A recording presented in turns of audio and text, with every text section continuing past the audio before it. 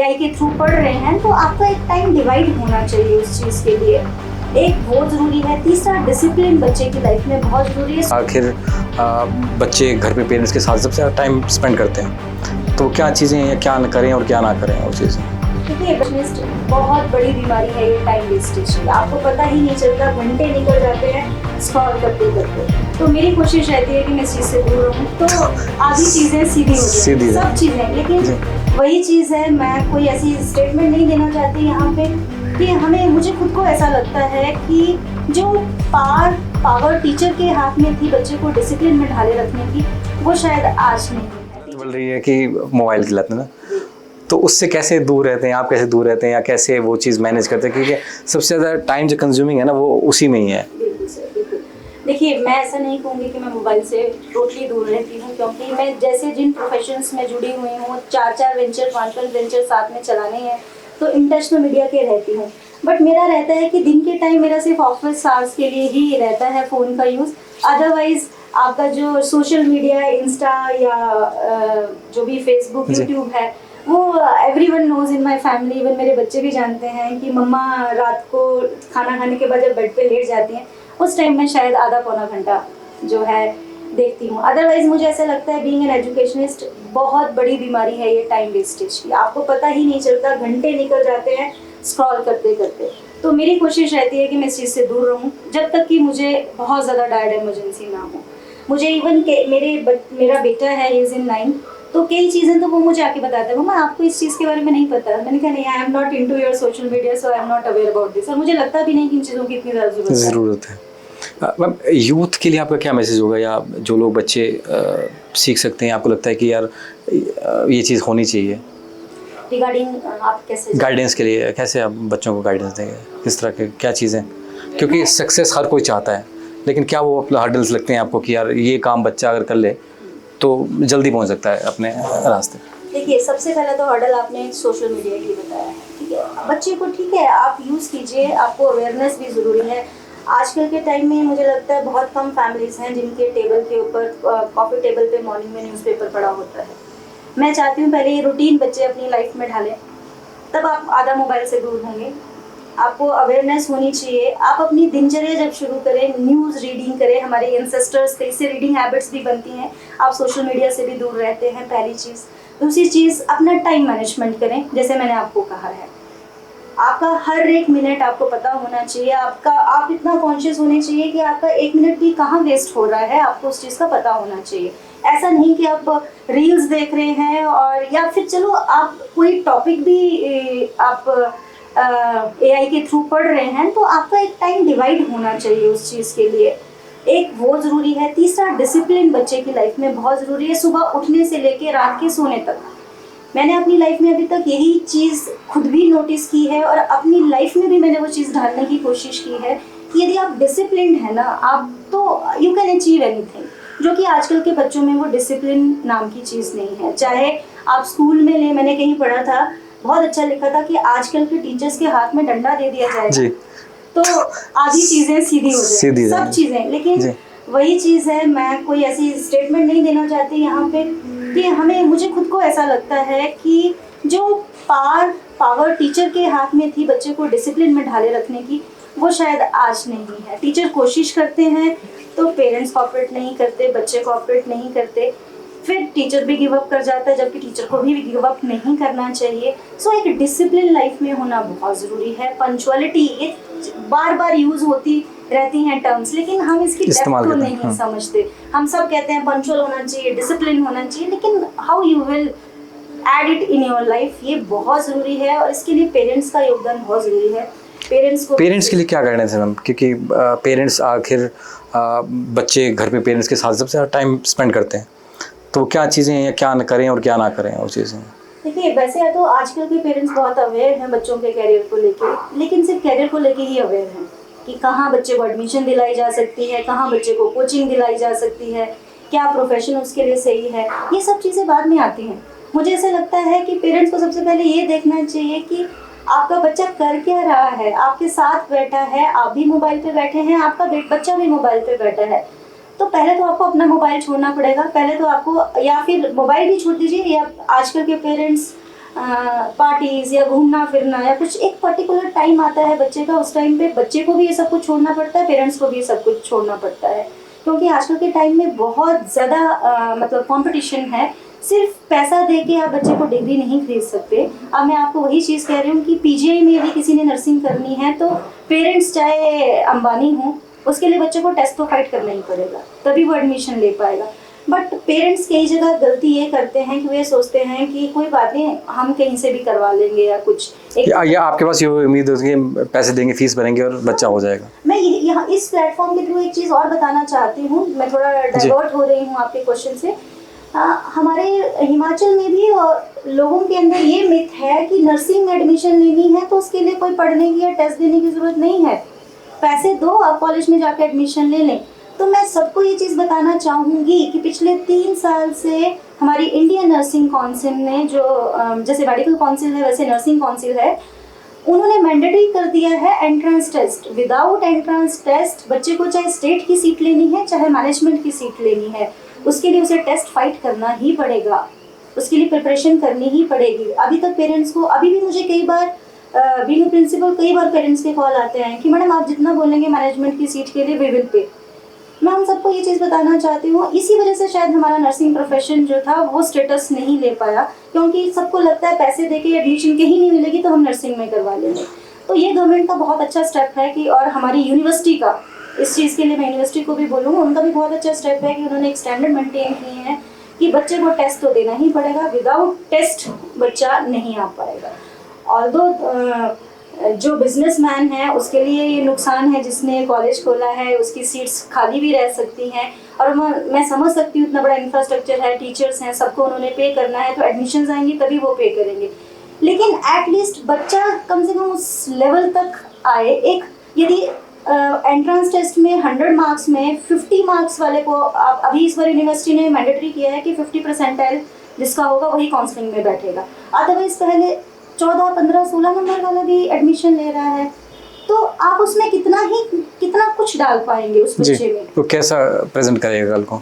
हाँ बिल्कुल, वो फिर उसका लेवल वैसे का वैसे ही रहेगा। तो ये इंफॉर्मेशन है कि अभी इस प्रोफेशन के लिए एंट्रेंस टेस्ट मैंडेटरी है टू टेक एन एडमिशन। एक और चीज़ आती है कि क्या क्या गुण होना चाहिए एक नर्स में। सर ये तो बहुत बड़ा डीप क्वेश्चन आपने पूछ लिया, शायद मैं इतना कुछ एक वो क्या चीज़ होनी डीपली तो इतना नहीं आपको बता पाऊंगी, पर सबसे ज़रूरी जो आजकल की सोसाइटी में एक नर्स में क्वालिटी होनी चाहिए, एम्पैथी। अपने आप को दूसरे की जगह रख के देखें और फिर अपनी जजमेंट दें। अब आपके पास कोई पेशेंट आ रहा है या पेशेंट का अटेंडेंट भी आ रहा है, पेशेंट तो चलो पेन में है, उसके लिए तो आप वो सिंपैथी रखती हैं, ठीक है, लेकिन जो अटेंडेंट आ रहा है वो भी उसी साइकोलॉजिकल स्टेट में है, वो आधा मेंटली बीमार है उसकी वजह से, वो फिजिकली नहीं है पर मेंटली बीमार है। तो नर्सिस में सबसे पहली क्वालिटी होनी चाहिए, एक नर्स ऐसी होनी चाहिए जब उससे बात करे तो मन को सुकून मिले, पेशेंट को भी और अटेंडेंट को भी। वो जब उससे बात करे उसे लगे कि नहीं मैं अपनी बात डॉक्टर तक नहीं पहुंचा पा रहा हूँ, तो शी इज़ द ब्रिज जो मेरे पेशेंट की बात डॉक्टर तक पहुंचा सके। वो तभी होगा जब जो नर्स है वो एक पोलाइट, पेशेंस रखने वाली, काम हार्टेड, एम्पैथेटिक होगी, तभी क्लाइंट या पेशेंट या उसका अटेंडेंट आपसे खुल के बात कर पाएगा, तभी आप उसकी दर्द या उसकी क्या प्रॉब्लम है उसको देख पाएंगे, उसको किस तरह की गाइडेंस की ज़रूरत है, काउंसलिंग की ज़रूरत है, आप उनको भी गाइड कर पाएंगे, डॉक्टर और पेशेंट के बीच का ब्रिज बन पाएंगे। तो और आजकल थोड़ा सा ऐसा है कि शायद हमारी लाइफस्टाइल ही ऐसा है कि स्ट्रेस है, सबकी लाइफ में स्ट्रेस है, बट जब हॉस्पिटल में वो नर्स एंटर करे ना तो वो जो भी स्ट्रेस है अपने साथ लेके आई है फैमिली का, उसे वहीं छोड़ दे उस बैग को। ये एक क्वालिटी उसमें सबसे ज़रूरी है जो आजकल की नर्सेस में है, दैट इज़ एम्पैथी। आजकल का पेशेंट, और एम्पैथी का मतलब ही ये है, I am not telling about sympathy, there is difference between sympathy and empathy. I am saying आपको सिंपैथी नहीं देना है, सिंपैथेटिक एटीट्यूड नहीं होना चाहिए, आपके अंदर एम्पैथेटिक एटीट्यूड होना चाहिए। जिस नर्स में एक चीज़ नॉलेज, ठीक है, एम्पैथी भी है लेकिन आप में वो नॉलेज भी होना चाहिए, आप स्टैंड कर सकें सबके सामने, पेशेंट की एडवोकेट बन सके। एक नर्स का रोल है, नर्स एडवोकेट कहते हैं हम उसको, आप पेशेंट को एडवोकेट कर सकें। आपने किसके सामने एडवोकेट करना है? डॉक्टर के सामने एडवोकेट करना है। आप डॉक्टर के सामने एडवोकेट कब करेंगी? जब आपको उस प्रॉब्लम का खुद नॉलेज होगा। तो जो अभी के नर्सेज में जो कमी है वो एक एम्पैथी की है, जो आजकल की नर्सेज निकल रही हैं। नॉलेज में भी गैप है, मैं ये चीज़ बोलूँगी, नॉलेज में भी साउंड नहीं है वो। नॉलेज में सिर्फ बुकिश नॉलेज की बात नहीं करूँगी, आपका प्रैक्टिकल हैंड होना ज़रूरी है। हम कहते हैं nurses are the backbone of hospital. मतलब क्या है इसका? अरे आपकी रीढ़ की हड्डी नहीं चलेगी तो आपका शरीर ही नहीं चलेगा। आपके सारे पार्ट्स चल रहे हैं बट आपकी बैकबोन टूटी है तो बेड पे पड़े हैं। सिमिलरली हॉस्पिटल में यदि नर्सेज जो हैं, स्टाफ अच्छा नहीं है तो वो हॉस्पिटल ग्रो नहीं कर सकता। वो पेशेंट कभी रिकवरी फेज में जो काम 1 महीने में होने वाला है वो 1 साल लग जाएगा पेशेंट को जाने के लिए। डॉक्टर को भी एक ऐसी नर्स की ज़रूरत है कि मेरी एब्सेंस में या मैं किसी और को पेशेंट को हैंडल कर रहा हूँ तो वो इतनी एफिशिएंट होनी चाहिए कि फर्स्ट एड या आप इमरजेंसी केयर उसको दे सके। वो तभी पॉसिबल है यदि उसको खुद को आता होगा। और वो कैसे आएगा? उसे उसकी ट्रेनिंग ऐसी जगह से होनी चाहिए। ये हर कॉलेज प्रिंसिपल और एडमिनिस्ट्रेशन की रिस्पॉन्सिबिलिटी है। कल को हम भी उसके हाथ के पेशेंट्स बन सकते हैं। तो आपने जब उसको सिखाया ही नहीं है, अब किसी नर्स को CPR करने आता ही नहीं है तो वो अपनी फैमिली या आपको या पेशेंट को कैसे ऐसी लाइफ थ्रेटनिंग सिचुएशन में से बाहर निकाल सकती है? तो मेन है उसका स्किलफुल होना, उसका एम्पैथेटिक होना आजकल की सोसाइटी में। मुझे लगता है बाकी तो नर्सिंग की डेफिनेशन बहुत वास्ट है। आप अभी मैम करोड़ चीज़ देखा हमने इंडिया में, खासकर बाहर तो है, day care and old age के लिए पेशेंट्स के लिए नर्सिस के ऊपर ज़्यादा फोकस किया गया है ना। तो फ़ॉरेन में लोग इसीलिए करते हैं। तो कुछ एक बच्चे चाहते हैं कि हम फ़ॉरेन में जाके करें, तो वो कैसे जा सकते हैं? वो थोड़ा सा। हाँ, फ़ॉरेन के लिए ऐसा है बच्चों का, इवन हमारे हिमाचल में तो ऐसा अभी तक कोई ऐसा ट्रेनिंग इंस्टीट्यूट या आप कह सकते हैं कि कोई एकेडमी ऐसी नहीं है जो फ़ॉरेन के लिए प्लेस करती हो बच्चों को। लेकिन उसके लिए वेरियस टेस्ट हैं। एवरी कंट्री का अपना एक स्टैंडर्ड है बाहर जाने के लिए। लाइक आपके इंग्लिश टेस्ट भी, स्पोकन इंग्लिश, रिटन इंग्लिश, और आपके नर्सिंग स्किल्स से रिलेटेड टेस्ट होते हैं। उसके पर्टिकुलर बैंड्स और स्कोर्स होते हैं। जब आप वो क्लियर करते हैं तो आप बाहर जा सकते हैं। बट ये प्रोसेस इतना मतलब सिंपल जितना कहना के लिए लग रहा है उतना सिंपल है नहीं, क्योंकि इस चीज़ में भी बहुत सारी ऐसी एजेंसीज और कंपनीज और अकेडमीज़ इन्वॉल्व रहती हैं जो बाद में फिर हमें पता चलता है कि वो फ्रॉड है या कुछ है। तो इसके लिए बच्चों को थोड़ा विजिलेंट रहना ज़रूरी है। आपका कोई फैमिली का बाहर है तो उनसे ज़रा इन टच में रहें कि वहाँ का प्रोसेस कैसा है, कैसे हम बाहर जा सकते हैं। बट विकास यदि आप मेरे से पूछें तो मैं चाहती हूँ हमारे को तो ट्रेन नर्सेज अपने इंडिया के लिए रखना ज़्यादा ज़रूरी है। हमारा जो क्रीम है वो बाहर जा रहा है और उसका मेन रीज़न है यहाँ पे नर्सेज को उतना पे स्केल नहीं मिलता है, वो स्टेटस नहीं मिलता है, जिस वजह से वो स्विच टू कर जाती हैं अब्रॉड के लिए। जबकि अब्रॉड में उन्हें वो स्टेटस भी मिलता है, हैंडसम सैलरी भी मिलती है और इसलिए वो बाहर जाती हैं। ऐसा नहीं है ब्रेन ड्रेन या ब्रेन ड्रेन जो भी मतलब हर प्रोफेशन में है, ऐसा नहीं है।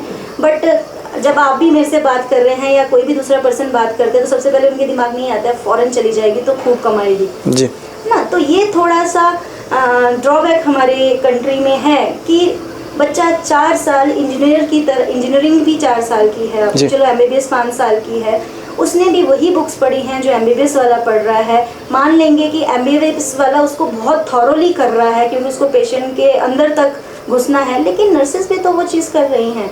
ऐसा नहीं है, मेडिकल प्रोफेशन में वो आई हैं, उन्होंने कल को ह्यूमंस के साथ डील करना है, they are not dealing with machines. तो एटलीस्ट उनको वो स्टेटस और स्टैंडर्ड दिया जाए कि उनको सेटिस्फेक्शन तो हो। जब अपने घर से निकले तो उसको इतना तो पता हो कि मैं जहाँ पे जा रही हूँ वहाँ पे मुझे इज्जत मिलेगी, मान मिलेगा, मुझे मेरे काम का मतलब मान मिलेगा, मुझे सैलरी मिलेगी, हैंडसम सैलरी मिलेगी, जिससे मैं अपनी फैमिली की प्रॉब्लम्स या अपनी फैमिली की नीड्स पूरी कर सकूँ। तो मैं चाहती हूँ कि एटलीस्ट हमारे नर्सिंग प्रोफेशन में थोड़ा सा गवर्नमेंट भी इस चीज़ के लिए देखे कि थोड़ी सैलरी हमारी स्टाफ की इंक्रीज़ करें। तो डेफिनेटली जहाँ पे आप मन से काम करेंगे वही काम करेंगे ना जहाँ पे आपको लगता है कि हाँ मुझे उस चीज़ का बेनिफिट भी मिल रहा है जी। जबकि हाँ आप बोलेंगे मुझे आपकी मैडम ये प्रोफेशन तो ऐसा नहीं है कि बेनिफिट के लिए या मनी के लिए हो, पर सर फैमिली तो सबकी है, सबने चलानी है, खर्चे सबके हैं, दाल उसने भी घर उतने ही पैसों की लेके जानी है जितने की डॉक्टर ने लेके जानी है या किसी और ने, खर्चे तो उसके लिए भी उतने ही हैं। तो थोड़ा सा नर्सिंग का स्टेटस बढ़ाने की ज़रूरत है गवर्नमेंट को। और अभी इस प्लेटफॉर्म पे मैं ये चीज़ ज़्यादा ओपनली नहीं बोलना चाहूँगी, लेकिन वही चीज़ है कि आउटसोर्सिंग और ये सब चीज़ें नहीं होनी चाहिए, क्योंकि ये मेडिकल प्रोफेशन है। We are dealing with the life of the persons. ऐसा नहीं है कि हमें दवाइयाँ बेचनी है या हमें सिंपल जो आउटसोर्सिंग के थ्रू होता है। तो ये थोड़ा सा कल्चर जो हमारे हिमाचल में नया स्टार्ट हुआ है वो नहीं होना चाहिए। मैम अगर किसी ने अपना काम करना शुरू तो कर सकता है, ऐसा कुछ हो सकता है? देखिए, आफ्टर बीएससी नर्सिंग तो आप ऐसा कोई अपना काम नहीं शुरू कर सकते। एज अ लाइसेंस्ड आपको इवन रजिस्टर्ड नर्स आप हो जाती हैं, ऐसा नहीं है। लेकिन आप अपना कोई काम ऐसा नहीं है कि नर्सिंग होम खोलें, उसके लिए आपको मास्टर्स करना ज़रूरी है। जब आप किसी पर्टिकुलर फील्ड में मास्टर्स हो जाती हैं तब आप छोटा मोटा क्लिनिक अपना खोल सकती हैं। वो गवर्नमेंट ने परमिशन दे रखी है कि आप अपने लेवल पे, जैसे लाइक मैं कम्युनिटी हेल्थ नर्सिंग में हूँ, तो मैं चाहूँ तो मैं अपना डायबिटिक क्लिनिक ओपन कर सकती हूँ। ठीक है, तो ऐसे आप अपने वेंचर्स, लेकिन आफ्टर मास्टर्स, जब आप किसी पर्टिकुलर चीज़ में वो हो जाते हैं, मास्टर्स हो जाते हैं, तब आप कर सकते हैं। लास्ट में कुछ मैसेज में आपका? लास्ट में मैं बस यही चीज़ कहूँगी, this is very noble profession. So and there are so many myths regarding this profession, parents में भी, इवन बच्चों में भी। तो काइंडली प्लीज़ मैं चाहूँगी कि आप बढ़ चढ़ के इस प्रोफेशन के लिए सोचें। और पेरेंट्स के लिए मुझे आप सब पेरेंट्स से ये रिक्वेस्ट है कि अपनी बच्चियों को आप इस प्रोफेशन में भेजें, वेल ट्रेंड करके भेजें कि वो अच्छे इंस्टीट्यूट से पढ़े और सोसाइटी के लिए काम कर सकें। और जो नर्सिस हैं, मैं उनके लिए कहूँगी कि स्काई इज़ योर लिमिट अपने आप, बट उसके लिए आपको नॉलेजेबल होना बहुत ज़रूरी है। आप नॉलेजेबल रहेंगी तो आपके लिए बहुत सारी फील्ड्स हैं। अभी भी हिमाचल में नर्सिंग की बहुत सी ऐसी फील्ड्स हैं जो अभी ओपन ही नहीं हुई हैं। लाइक हम नर्स कोडिंग का एक कोर्स होता है जो हमारे हिमाचल में है ही नहीं है, लाइक दिल्ली वगैरह में है। तो सिर्फ अपने आप को कन्फाइन ना कर लें कि ग्रेजुएशन कर ली है, अब मुझे हॉस्पिटल जाना है या मुझे टीचिंग साइड पे जाना है। There are so many other fields जिसमें आप जा सकते हैं नर्सिस। लाइक आप, जैसे मैंने आपको बताया, नर्स कोडिंग में जा सकते हैं, नर्स एडवोकेट का काम कर सकते हैं, नर्स रिसर्चर बन सकते हैं, आप एंटरप्रेन्योर मेरी तरह बन सकते हैं, सोसाइटी के लिए काम कर सकते हैं, बाकी बच्चों को ट्रेन कर सकते हैं। बट उसके लिए आपको वेल वर्स्ड होना पड़ेगा आजकल के सिनेरियो से, पेशेंट से, डिजीज़ से, और अपने नॉलेज को आपको बढ़ाना पड़ेगा। और उसके लिए आप अच्छे इंस्टीट्यूट में जाएं। उसके लिए यदि आपको ज़रूरत पड़ती है कहीं ट्रेनिंग की, कोचिंग की, we are there to guide you and help you. And I wish and I hope कि आने वाले साल 2 साल बाद जब विकास जी फिर मेरे से मिले तो ये वाले क्वेश्चंस ना हों कि अब क्या देखती हैं आप नर्सिंग को, उस टाइम से लेके इस टाइम तक क्या चेंजेस हैं। मैं उस टाइम विकास जी को क्लियरली बोल सकूं कि सर, जब आपने मेरा लास्ट पॉडकास्ट किया था और अब जो पॉडकास्ट हम कर रहे हैं, तो उस ड्यूरेशन में नर्सिस का स्टैंडर्ड यहाँ से यहाँ नहीं, यहाँ से यहाँ पहुँच गया है। So all the best to every student and my dear nurses. And मैं चाहूँगी कि आप इस स्टेट के लिए और स्पेशली अपनी कंट्री के लिए मेडिकल फील्ड में जितना बेस्ट कर सकती हैं आप उतना करें। Thank you so much.